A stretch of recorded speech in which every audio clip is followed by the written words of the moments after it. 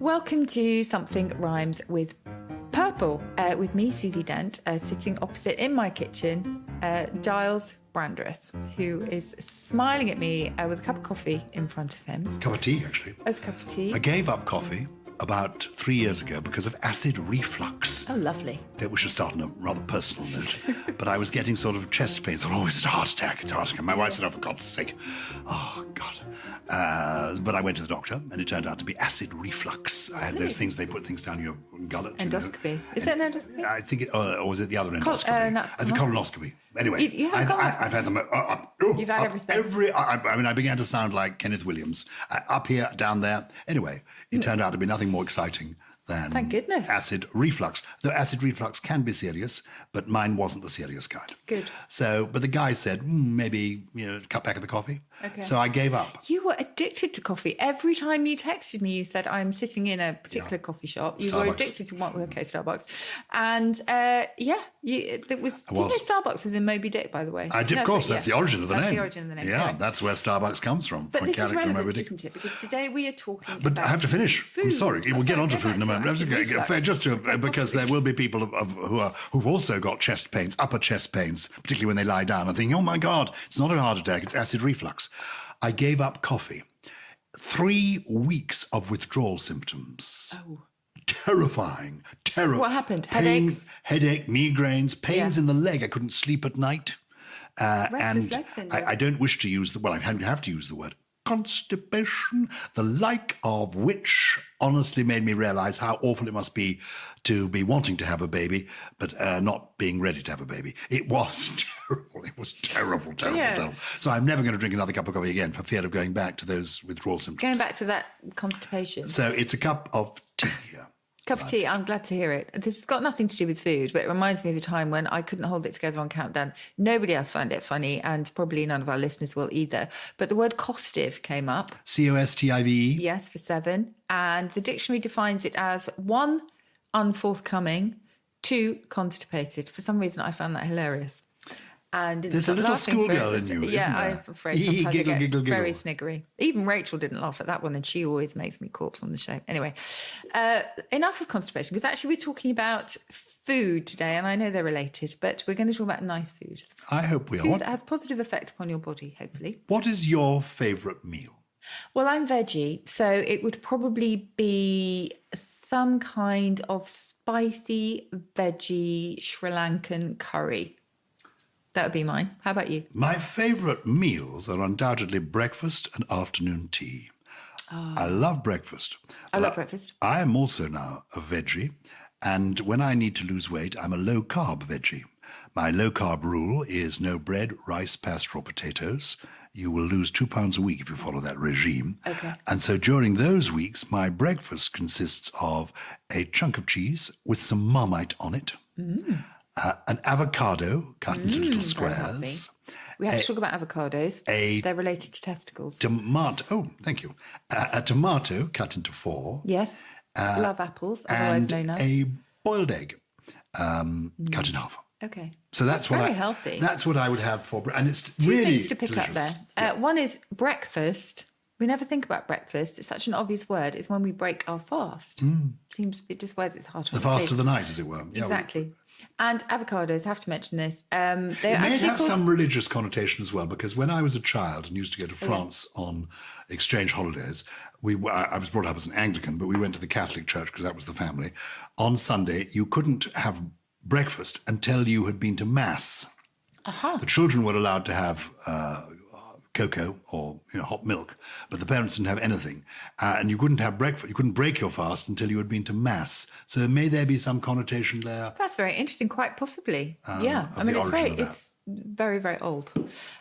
So it might well be rooted in the Christian tradition or other religious traditions. Indeed, avocado you mentioned, because that's a mangling of an Aztec word, believe it or not, that was picked up by Portuguese explorers who couldn't pronounce the Aztec word much as I can't. It's something like ahuatl. Something like that. And to them, it sounded like avocado, but actually that was their word for a solicitor, but that didn't really matter. A solicitor? Oh, yes. Avocat, as in the French word, a lawyer. Yes, and it slipped into and English that comes way. from advocate.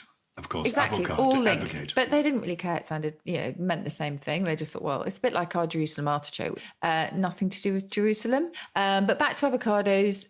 In sort of taking away the Aztec name, we applied a bit of a fig leaf because the name itself means testicle because of the fruit's shape. So when you're eating your half an avocado, you're actually eating a single testicle. Avocado. Figuratively speaking. Avocado means testicle in what language? Well, it goes back to an Aztec word. The Aztecs called their testicles avocados. Spelled Acuahatl. Ah, so Try pronouncing that. I don't speak much Aztec, but have you seen my avocados in Aztec means have you seen my avocados? Do you know, watching this program, Naked Attraction, I've seen not more. again. No, but I'm hooked on it. I'm absolutely I can tell. on it. You're obsessed. No, I'm not. Well, I'm a bit obsessed. But the point is, I'd never really seen avocados before. And now it's avocado after avocado, or braces of avocados, night after night on this program. Bizarre. Is this where they start from the feet and then go up? Oh, yes.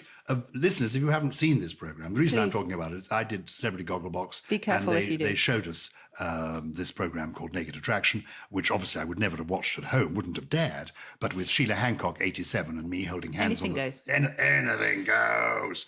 And you should have heard Sheila on it. It was absolutely hilarious. So we've learned that about avocado. So what are the words that fascinate you to do with food? Okay, well, should we start with breakfast? Please. As we've introduced that. So, coffee, are you a fan of... We talked about this. I used to be a coffee... Sorry. Put yourself together. I'm Gyles Brandreth. This is Something Rhymes with Purple. It's a podcast. She's on drugs. She's on drugs. This is what has driven her. Oh, dear. She's having a bit of a midlife crisis. Yeah. It's too much. Her tour, countdown, it's all overwhelming her. All too much. She's now taking off her glasses. Because I'm crying. She's actually weeping. Okay. What are you going to tell us now? Should we start with breakfast? Let's start with breakfast. Okay. And coffee. I used to love coffee. Yes. You did, didn't you? So that goes back to an Arabic word that actually referred to a type of wine originally. It came into Europe from Turkish in the early 17th century, and then coffee shops were introduced, and it became all the rage. Hold on. But obviously there are lots of types of coffee. Forgive me, there was a coffee that was... The word coffee comes from Arabia, some part of the Middle East. Yes, it's Arabic. It originally referred to a type of wine. How does it get from being a type of wine to being the drink we know as coffee made from coffee beans? A stimulant, I think, is the idea. I think that is the idea. So there was a stimulating wine called coffee. Yeah. And they thought, hey, we've got these beans that if we roast them and put water on them, it's a stimulating drink. It's like coffee, the wine, or it's coffee, and it became called coffee. Mm. And coffee came to Western Europe and to the British Isles in post-Elizabethan times. I mean, I associate coffee shops with people like Dr. Johnson, which is the 17th century. Yeah, so we're talking about 4 centuries, really. Of the last 4 centuries, we've been able to buy our coffee from coffee houses and shops and bars, etc. And what is interesting is that the coffee shop became popular. We think of it as a very modern phenomenon. You know, in the part of West London where I live, there's a sign at the end of my street saying, this is the last, come in here, this is the last coffee shop for 10 metres. There are so many coffee shops. There are. But coffee shops have been around in metropolitan places for centuries. For a long time. Now, coffee has had its detractors. So not everybody has agreed with this. It was seen as being not quite as bad as gin, public vice number 1, but there's something that stimulated a little bit too far, or was simply disgusting. So some of its nicknames you'll find ninny broth, mud, and syrup of soot.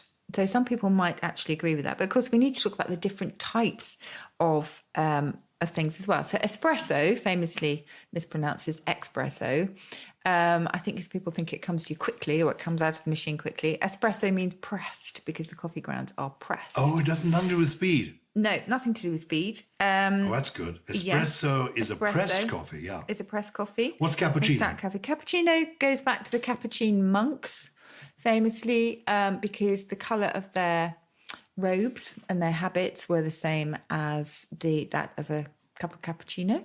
Very good. Macchiato means stained because there's tiny, tiny bit of milk that stains the coffee. Macchiato is stained. I wouldn't want, if I knew that, I wouldn't have one. A macchiato. Well, if you think of immaculate or the macula of your eye, it all goes back to the idea of a single stain.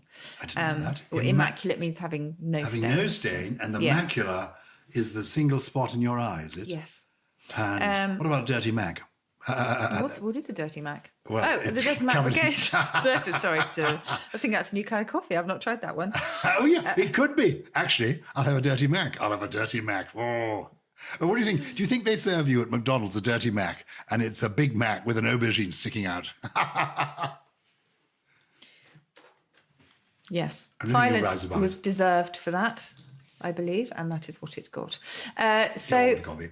Croissant. Do you like croissant? I love a croissant.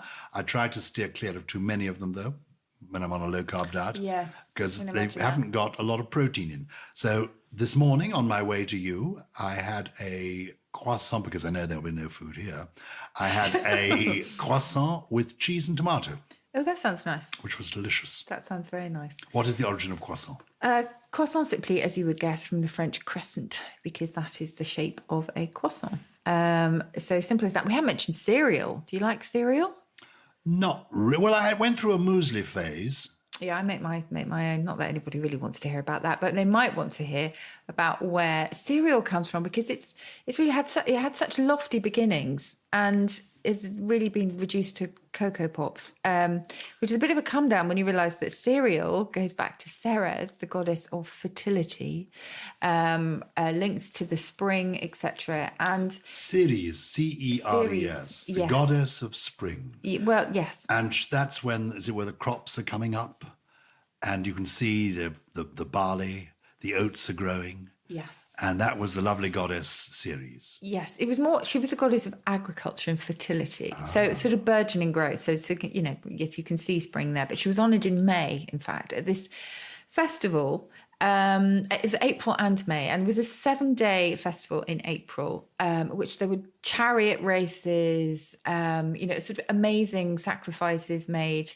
as a tribute to her. So if you consider that beginning and then go back to cornflakes, can you imagine how far we've come? Well, actually, when you're in the mood, cornflakes. Well, that's true. Cornflakes and banana. White sugar, actually a chopped banana, and really cold milk. Yeah. Can be quite a taste sensation. That's but true. I haven't had it for years. I remember those. Go Pops. Read all about it. Bread. Should we talk about a little bit of bread thing? What's the origin of muesli? The word muesli, where does that come from? Muesli is simply Swiss. And it is something I'm going to have to look up, actually. I know it's Swiss. While you're looking it up. I don't know if there was a man called Mr. Muesli. I doubt it. There is a breakfast food in Switzerland called the Swiss Kiss. No, it's a Swiss Miss. Forgive me. It's Swiss Miss. It's a Swiss Miss. It's a kind of muesli you can buy called Swiss Miss. Have you been to Switzerland? A long time ago. In your younger snogging days, were you ever the Embraced victim by a Swiss Miss? No. Well, anything is possible. No, did you ever enjoy a Swiss kiss? Do you know what a Swiss kiss is? I have no idea. A Swiss kiss. You know what a French kiss is? I do. Well, a Swiss kiss is a French kiss through which you yodel. It makes a terrible noise, and there's a slight aftertaste of Emmental, but I do assure you, it's huge fun. Let's move quickly on. I have now looked up muesli. Yes. German regional Swiss formulation. It's a diminutive of a regional variant. So this is Swiss dialect. Mousse, meaning stew or stewed fruit. So little stewed fruit. So obviously that was what it was first. Little stewed. So muesli actually means little stewed fruits. Little stewed fruit. Little I love stewed muesli. fruit. Especially when it's got an umlaut on it. Me being a lover of German, but would that be on the U? Slipped off the now. Muesli, because the umlaut, the UMLAUT, are the two little lines that go above certain vowels in German, and they change the pronunciation. They do. Muesli, but we don't tend to keep them in. Muesli is how it would be, as opposed to muesli. Muesli is with the umlaut. Muesli is without. Might you have speaking of German food, might you have a pretzel for breakfast? I love pretzels. Not for breakfast. What is a pretzel? I do know what it is. It's a salted bit of bread, really, that's then cooked in the shape of a knot. And it goes back to a Latin term, believe it or not, brachiatus, which was a kind of cake eaten on monastic days. But it goes back to the Latin for folded arms, because if you look at a pretzel, it looks like a pair of folded arms like that. Isn't that great? I love that. Oh, But this is the joy. When you next pop a pretzel into your mouth for your small talk, this is why people tune in, if I may say so, to Something Rhymes with Purple, because it improves their cocktail chitter-chatter no end. Because what a come-hither line. There you are, dipping into the pretzels. You catch her eye, and you say, did you know that the pretzel originates from the word for folding your arms? Yeah. And in what language was that? That goes back to Latin. Latin, the original language of love, madam. Exactly. Halibut. Speaking of, well, actually, I used to like a kipper for breakfast. So I've never had a halibut for breakfast, but people did used to eat fish. So give me halibut. I was thinking more of the religious connection. Halibut is the holy butt being a type of flat fish, and hali was short for holy. Well, it was a sort of. That's the origin of the word halibut. Yes, it was a holy fish. Oh, that is amazing. Yeah. Do you ever have fish for breakfast? Well, you might have kippers, mightn't you? You do. Sometimes. If you go to a grand hotel, and occasionally I go to my wife and I will go for a sort of luxury weekend at a grand hotel, which is a great treat, Well, the theory is a great treat, sitting by the roaring log fire in the afternoon and all that. But you have a nice breakfast. You go down and you have the works. And the works can include kippers, because you can't do kippers at home because the house then stinks for weeks. Whereas actually it annoys me when people have kippers in the restaurant, the next table not having kippers. So I say, if I've ordered the scrambled egg, I better have the kippers because they're having the kippers because the wafts all the way over. Kippers, what's the origin of kippers? I should have been looking that up. You should, that's why I was waffling on. Yes. Story. And then we'll get on to kippers. I have no idea. Or etymology uncertain, there you go. Hopefully that's why I didn't know. What fascinates me is that there are so many words where it is etymology uncertain. Nobody knows the origin of the word kipper. No. Or why there are kippers, because it's one fish, isn't it? A kipper. Yeah. Why are they called kippers? I'll have the kippers. You don't say, I'll have the kipper. In fact, you only want one. I would say I'll have kipper. But actually, I don't say it very often because I don't eat kipper anymore. But I think they offer you kippers. I think people refer to it as kippers. Even if it's one? Even if it's just one. Interesting. What about cake? Do you have cake for breakfast? Very, very rarely. Susie has been egging me on to talk about things other than breakfast, but I won't because I'm a breakfast person. I might allow us to talk a bit about cake, but I want to keep the other meals for another day. I often have cake for breakfast. Tell me. But I said egging me on. What's the origin of egging me on? Because I always have eggs for breakfast when I can. Yeah, nothing to do with eggs. Everything to do with the Viking word "eggjan," which meant to incite somebody to do something or to urge somebody on.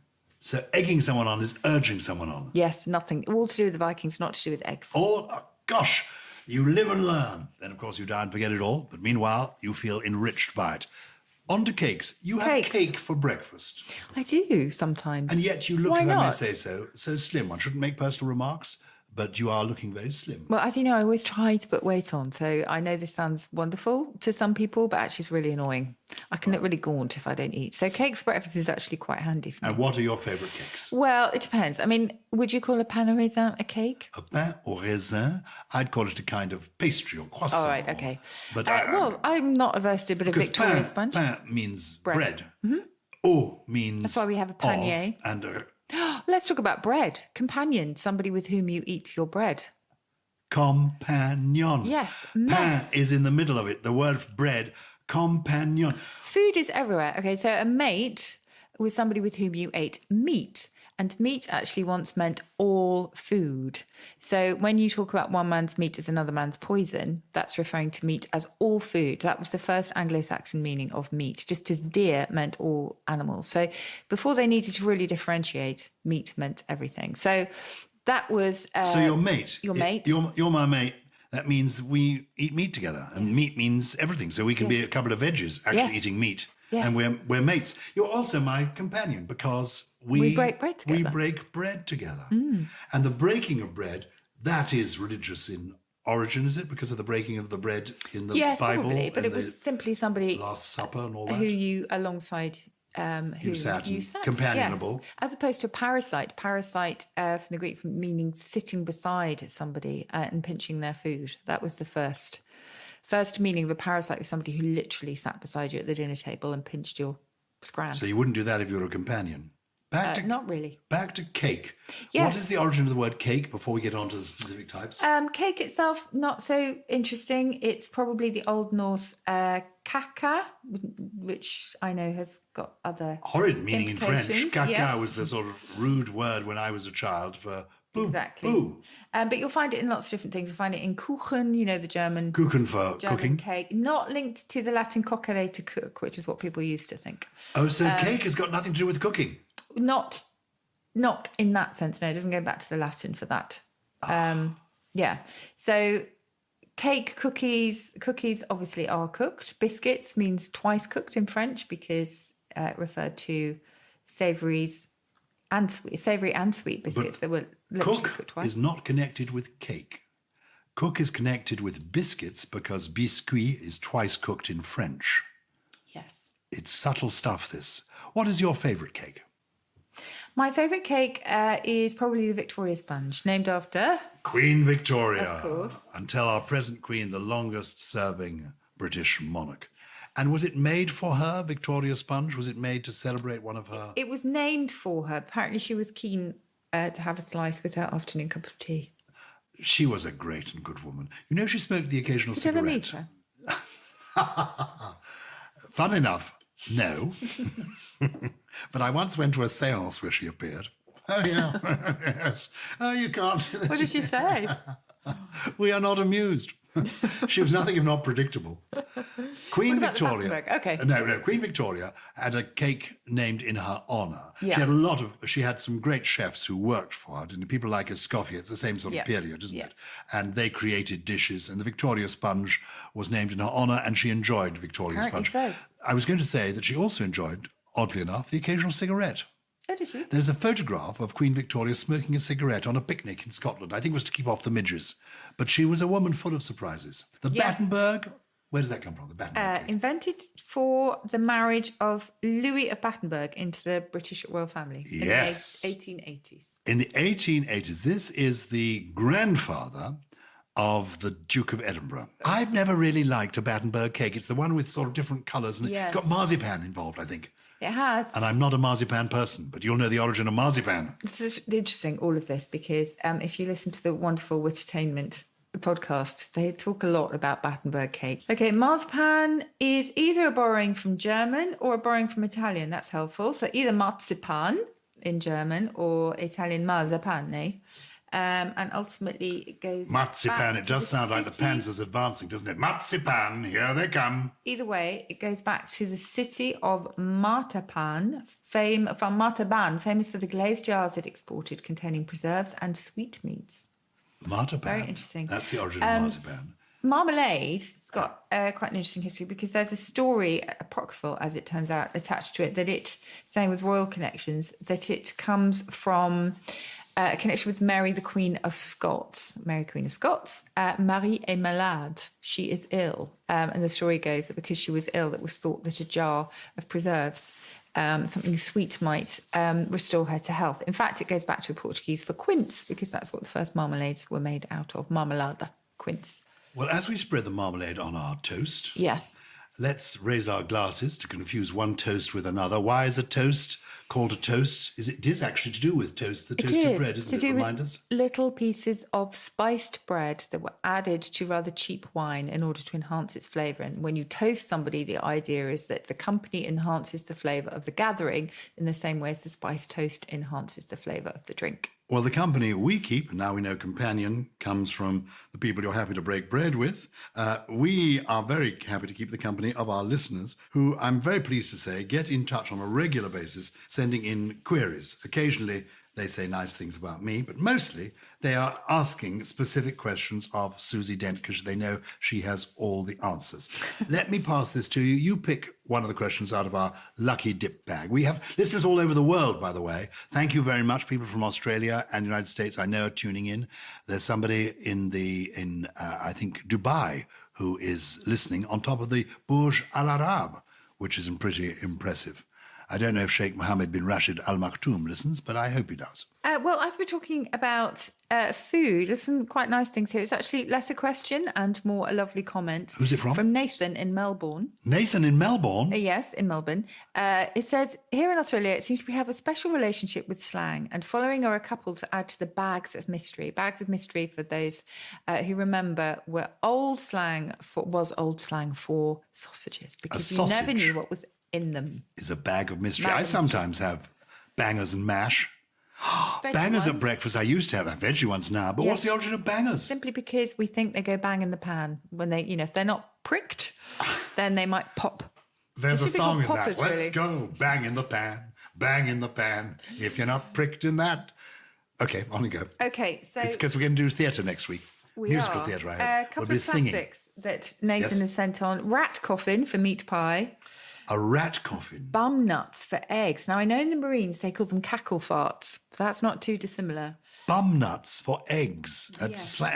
There's Aussie slang for eggs. Yes. Pass us the bum nuts. Yes. And snot block for a vanilla slice. Love the podcast, by the way, Nathan. Well, thank you. Not sure I like many of those. Snot, what's the last one? I'm sorry. Snot block for a vanilla slice. Snot block. I have no idea why. No, because no. Because what happens? Have you ever eaten a vanilla slice? I have. Yeah, it all gets up your nose. Is that crème pâtissière? Yes, you're spooning it up to your face and it all gets stuck in your nose. I don't know if we've had our commercial break yet, but if Magnum want to advertise, we would welcome them advertising. Which one? Which one do you go for? I go for the vegan classic. Ooh. It is a sensation. I have to try this. It sounds amazing. Know where Magnum got the idea for making Magnums? Tom Selleck? No. Not bad. Okay. Close. You're warmer than you think. Right. Roger Moore. Oh. Roger Moore as a child used to love chalk ices, as I did. Mm-hmm. And chalk ices used to come in a little silver wrapping. But it's quite messy to eat. And so he thought, why aren't they on a stick, like a lollipop? So he wrote to the ice cream company that made chalk ices, saying, this is 50 years ago, when he was in The Saint or something, saying, what about creating an ice cream, chalk ice on a stick? Yeah. And they wrote back saying, excellent idea, Mr. Moore. And that's the origin. Call them the Moores rather than the Magnums, but I guess Magnum makes more sense. Magnum's pretty good anyway. Oh, of course, there were people, some people would eat anything at breakfast. I remember being in Texas once, and people were eating steaks for breakfast. Yeah. They were having Bloody Marys. American breakfast, yeah. Steaks, Bloody Marys, and smoking cigars. What about that? Cigars? Well, look, we have a question from Chris Harris. Dear Susie and Gyles, I recall CSI commenting on how the term close but no cigar came into being. And Chris is absolutely right. It goes back to American fun fairs where the prize, believe it or not, I'm not sure if it was offered to kids, was a cigar quite often. If you hit the target, if the, what's the thing that if you hit a hammer, what shoots up? What's it called? You hit the hammer and a thing like goes boing at the top. Yeah. If you hit it hard enough, prize would be a cigar. So if you didn't quite make the target, you were close, but you didn't get a cigar. Oh, so what's it called? What's the phrase? Close but no cigar. Close but no cigar. Yes. I love it. It's good, isn't it? I love everything that you know. And the part of the program that many people love the most is where we have your trio. And the idea of Something Rhymes with Purple is basically we chit-chat about the language. And if you like what we say, you tell your friends. If you don't, well, there we are. Fuck you. That's the point. And Susie always gives us a trio of words, either words that we've not come across before or words that we're very familiar with, like Swan Song, and gives us the origin, which amazes us. What have you got for us this week? Okay, well, I have pumpernickel. You might possibly like a bit of pumpernickel bread. I love pumpernickel. Yes. Actually, it goes back to the German for farting demon, because it's supposed to make you quite windy. I no longer like pumpernickel. I loved pumpernickel until just now. Pumpernickel means farting demon. Pumpen in French is to do in German. German, sorry. It's to do a bit of a windy pop. Pumpen. We have pump as well, don't we? Let's move swiftly on. No, pump. And where's the nickel? Nickel, yes. Now that means demon in German. So the ore, the ore nickel, the sort of silvery metal. As in the nickel coin, as it were, which may have some nickel in it. The American absolutely right. That was a shortening of Kupfernickel, which was the copper-coloured ore from which nickel was first obtained. But also, very often, miners would chance upon something that they thought was silver and precious metal, but in fact it turned out to be nickel. And so nickel was the sort of the demon ore that they really didn't want, but that was there in plentiful supply, if that makes any sense at all. Pumpernickel means Farting demon. A farting demon. Yes. Well, that's put us off Pumpernickel, but it's put us in a good frame of mind. Any more? Yes, the next thing, the elegant little cake called the Madeleine. The Madeleine. The Madeleine. La Madeleine. Really nice. Now, is that the one in the Proust novel? À la recherche du temps perdu. And the Madeleine brings back memories. You just smell the Madeleine and all sorts of memories come back. In fact, Madeleine goes back to Mary Magdalene. Believe it or not. So it was named in her honour. Now, Mary Magdalene gave us the word maudlin because in pictures and in art, she is often portrayed as crying and being quite weak. So maudlin as an Maudlin. Yes. Now remember, there was confusion between the pronunciations of those. So the Oxford College, Magdalen College, is actually pronounced maudlin. Oh, persons from Porlock will explain that expression in a moment. There's a knock at the door. This podcast is produced. I hate it being produced because it actually ought to just be free-flowing. It means they edit out little bits because apparently there are moments when we get libelous or slanderous. But you must not cut this bit out because there's somebody at the door. Oh, she's signing something at the door. Maybe she's ordered a nice little lunch for us because, frankly, I've looked in the fridge. It's empty. The whole place is empty. It's like the Marie Celeste here because she spends all her time up in Manchester making Countdown. Just comes home occasionally, opens the fridge. There is some sort of few breakfast things, a bit of pumpernickel, some milk going off. You can hear her in the background chatting to the Deliveroo man. He's coming back in. Who was that, Susie? That was a deliverer. A deliverer? Of school uniform. Of school oh, not having one of those parties again, are you? It's so passé. Totally 80s. Please, honestly. So, Where were we? We were on the big question of the day. Scone or scone? Oh, have we finished what we were last doing? Yeah, sure? I think we've heard enough about No, you had to give us the third of your... Yes. Oh, that is it. It's scone so or scone. we've had... Scone is my... Forgive me. So we've had... Okay. Pumpernickel. Pumpernickel. Madeleine. Madeleine, the French cake. And now scone. Yes. Or is it scone? Exactly. What is the answer? You're going to hate me. Either. Either. It can be either or either. It can be either or either? Yes. The Oxford Dictionary will give you both. It depends where you live. Depends slightly on your class, apparently. But most audiences, and you will, I asked this in my show, do you say scone or scone? And most say scone. I have to say, I say scone. Looking at Gully. Gully says scone. What do you say? I say scone. Okay, well, there you go. But scone to me sounds slightly fussy. But if you look up the origin, it goes back to the German Schönbrot, meaning fine bread. So you could say that scone Schön. Not also, too far off. In Scotland, you might pronounce it scone. I'll have some scones before I visit the Scone of Scone. Is there something called the Stone of Scone, isn't there? But that's a different thing. There is a different thing.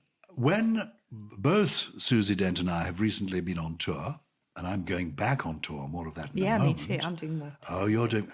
They can't get enough of us. Or perhaps we can't get enough of them. I think that's true. It's actually rather sad at our age still to be needing love and approbation, let alone acclamation. But we both went to Shrewsbury.